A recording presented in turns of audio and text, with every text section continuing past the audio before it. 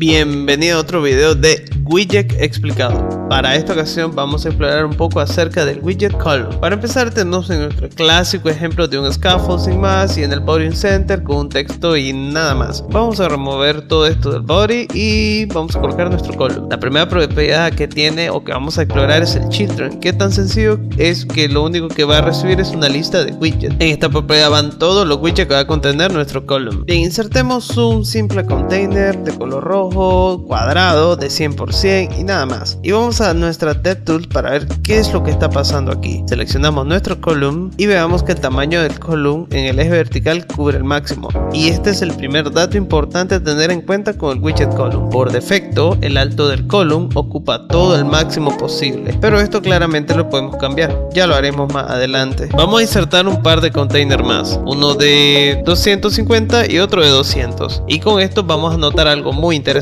El ancho del column depende enteramente del ancho de sus hijos. El ancho máximo del column lo va a dar su hijo más ancho. Vamos a insertar un container más, pero esta vez uno de 150. Ahora veamos el tema de la alineación. Esta parte será un poco larga, pero es muy importante. En el column tenemos exactamente dos tipos de alineación, y la primera que veremos es el Main Axis Alignment, que significa alineación en el eje principal. Lo que recibe es un inon del tipo Main Axis Alignment, que tiene varias opciones o varias constantes. Entre ellas tenemos el Main Axis Alignment Center, que lo que hará será mantener en el centro los elementos o centrados respecto al eje principal, con el start al principio y con el end al final del eje principal. Con esto no tenemos ningún resultado especial, pero tenemos tres con los que sí, y el primero que veremos es el Main Axis Alignment Space Evening. Lo que hace es colocar todos los elementos en la misma distancia entre sí, incluyendo los bordes. El segundo es el Space Between, que separa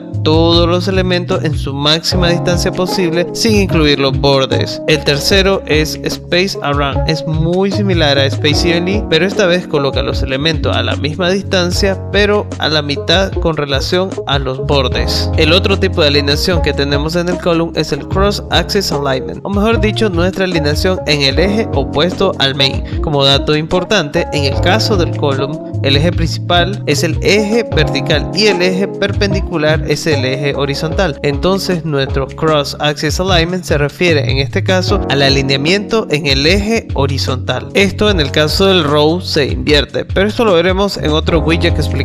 Regresando al Cross Axis Alignment, tenemos tres principales Cross Axis Alignment. El primero es Center, que nada en especial, centra todos los elementos en el eje horizontal. El segundo es Start, que centra los elementos al inicio del eje horizontal, y el tercero es End, para colocarlo al final.